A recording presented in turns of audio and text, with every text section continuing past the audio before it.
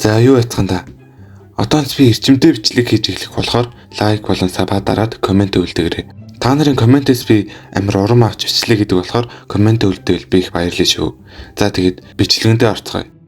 Тока бодохдоо бурхан эмэгтэй их чөтгөрийн эзэнт гүрэн бол муу гэж хэлсэн ч үнэндээ тэр бурхан өөрөө бүр ч муу, харин Тока өөрөө ч гэсэн тэндээс нэг их ялгархгүй байна гэж боджээ.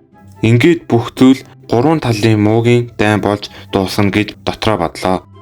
Тэр хар баатрын үлдээсэн эд зүйлс дундаас хориотой урлагийн ном аллаа. Ном дотор ичидийн хэрэгсэл, ийм тан хийх жарууд байгааг хараад энэ дараа нь хэрэг болно та гэж бодов. Мөн нэг хориотой шидийн бичээс олсон ч уншиж чадахгүй.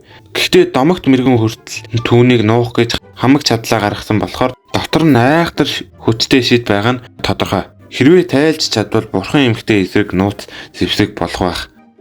Яхаас өмнө цусаар бичсэн нэг хуудсыг олж харлаа. Тэнд сүнсний удирдагчаас болгоомжил. Энд байсан бүгдийг л тэр алсан гэж бичсэн байв. Ингээд Тока балгасын гүн рүү аяллаа өргөжлүүлв. Удалгүй асар том хаалга олж хараад энэ гадаа гаргацсан байх гэж таамаглав. Гэхдээ нээхэд нь тусгай талст хэрэгтэй. Тэр талстыг сүнсний удирдагч барьж байгаа нь ойлгомжтой байлаа. Тулхаасаа өмнө стацаа шалгалтал 1229 төвшин. Ингээд хангалттай байлгүй дээ гэж бодоод өөрийн онцгой ур чадвар нь ажиллана гэж найдав. Гэтэл духан дээрээ талцтай нэг нүур олж харлаа. За энэ сүнсний удирдагч байна да. Тока үүнийг сааруулах гэтэл мангас ур чадвар ашиглах агшинд гэрлийн туяа харваж нэг нь гар нь гэмтэв. Тэр дараад гараа боогоод дайрмагцал харавдаг юм байна гэж ойлгов. Суул тал гэж юр халга ур чадвар ашиглахын тулд нэрийг нь хэлэх хэрэгтэй ч амьсгаа авахтаа олсонгүй. Дээрс нь онцгой ур чадварын хүрээ хязгаар байгаа болохоор холоос онох боломжгүй. Илүү төвчин ахиулах ёстой юу гэж бодов. Гэхдээ онцгой ур чадвараа ашиглаж чадахгүй бол төвшин ямар ч хамаагүй байлаа. Гэтэл мангас хөдөлж эхлэв. Эндээс хин ч амьд гарч чадахгүй шалтгаан нь энэ юм байна. Үүнийг унгаж чадвал би гарч магадгүй. Тэр үед балгасны гадна нэг охин хачин зүйлээс тогтож байлаа. Балгасын үүдэн дээрээ энд төр нуугдвал мултарч магадгүй гэж бодов. Балгасын дотор сүнсний удирдагч Токаг харж байсаар атал буудахгүй байв. Харин амнаасаа наалдамхахаар юм асгарвалж тэр нь удалгүй хүн шиг мангаснууд болж хувирв. Тока ойлгов. Энэ мангас өмнө нь өгсөн хүмүүсийн хайд царай төрхийг түүнд үдгүүлж түүний хариг үйлдэлээр зугаацдаг юм байна. Ястай гаж юм аа. Гэтэл сүнсний удирдагч ханны цаанаас гинэт дайрж ирэв. Тока хүн шиг мангаснуудыг сааруулсан ч хордуулахыг хүссэнгүй. Хитрхи хүн шиг харагдаж байлаа. Би ингэтлээ унаагүй. Сүнсний удирдагч түүний эргэлтийг хараад бүр таашааж байв. Илүү олон хүн шиг мангас гарч ирэв. Тока холдохыг гуйж гэвч тэр түүнийг бүчиж дайрлаа. Сүнсний удирдагч түүний нөхцөлийг хараад баярлаж байв. Тока тусламжгүй хэн ч хариу өгсөнгүй. Гэтэл гинэт тэр ойлгов. Сүнсний удирдагчийн сэтгэл хөдлөл оргилдоо орчээ. Тэр мөчөд Тока түүнийг сааруулв. Би чиний хамгаалтыг сулрахыг хүлээж байсан юм. Гар минь доошлоогүй чи анзаараагүй. Өөрсдөө дээгүр гэж боддог домшнууд сул дарааг үл тоохдоо хамгаалалтаа алддаг. Тэр л тэдний хамгийн том сул тал. Түүний сааруулах ур чадвар 3 дугаар төвшин боллоо. Миний айдас эргэлдээ чинь зүгээр жүжиг байсан юм.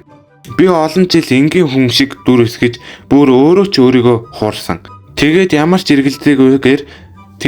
эргэлдээгүйгээр хүн шиг мангаснуудыг хороо. Тэнд хамгийн сул статустай маань чад болсон. Тийм болохоор бүгд л намайг дутуу өмсөн. Тэгээд би амьд үлдсэн. Сүнсний удирдагч хөдөлж үзэхэд улам их гэмтэж байв.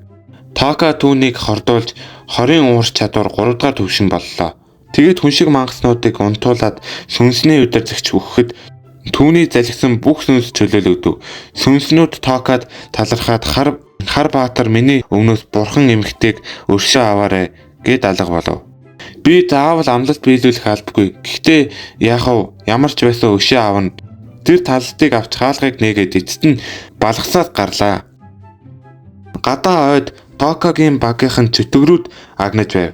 Шүгөө нохоо чөтгөрхөөж Кири 6 ур чадвараараа мангасыг шатааж 18 дахь төвшин үржээ. Харин Ясу гэдэг этгээд галаар шатаад зорилгыг нь сонсоод инээж байв. Харин ичимхий Кобо гэдэг охин манга саалж чадахгүй байлаа. Тэгээд дээлхэг Чика Эсэжа түүнийг дарамтлаж алж чадахгүй бол чи өөрөө өгнө. Энэ бол ихний шалгалт. Тэр Кобог хөөхөн тэжээвэр амтны шиг байлгахыг хүсэж байв. Эцэст нь Кобо мангасыг алсан ч сэтгэл нь бутрав. Тэр үед Айка ухаан орж бурхан эмэгтэй түүнийг яаж унгаж Токаг явуулсныг санав. Тэгээд шууд Иесус дээр очиж уурлаж дайрлаа. Иесус инээгээд энэ бол манай хаан тулсын бодлого. Айка тэсэлгүй ойлов. Харин Эс ранкийн Иака сул дорой хүмүүсийг хамгаална. Харин чи тэднийг цөлхөө боль. За энэ үрээд манай аниме маань дуслаа. Лайк болон саба дараад комент өгүүлдэгээрэй. Та нар лайка их дарвал би дараагийн партыг хурдан оруулна. За тэгээд дараагийн партаар уулзъя.